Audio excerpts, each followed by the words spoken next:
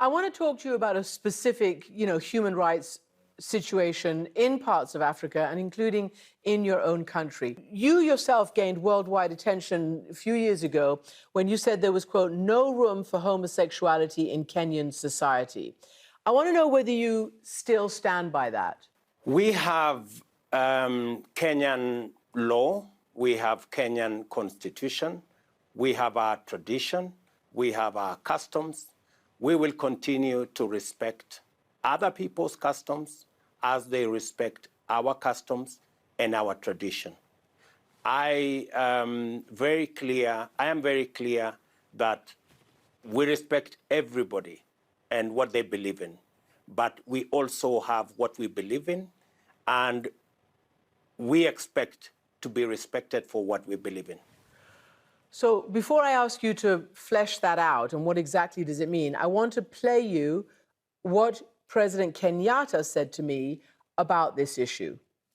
I will not engage in a subject that is of it is not of any major importance to the people and the Republic of Kenya. This is not an issue, as you would want to put it, of human rights or this. This is an issue of society, of our own base as a culture, as a people, regardless of which community you come from. This is not acceptable. This is not agreeable. So he's basically saying homosexuality is not agreeable.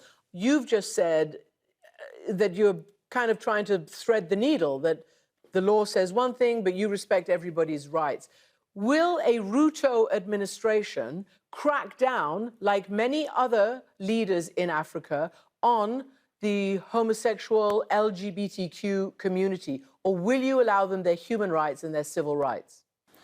I think on that subject, President Kenyatta was spot on.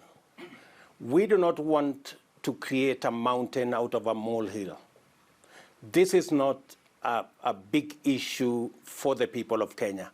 When it becomes a big issue for the people of Kenya will make a choice.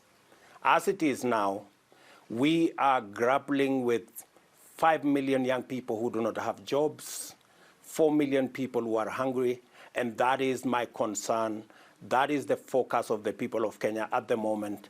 When the issue you have discussed about homosexuality and the rights of LGBT will come, the people of Kenya will make a choice, and we will respect the choice of the people of Kenya. For now, Christian Amanpour, let us focus on the real issues that affect our people.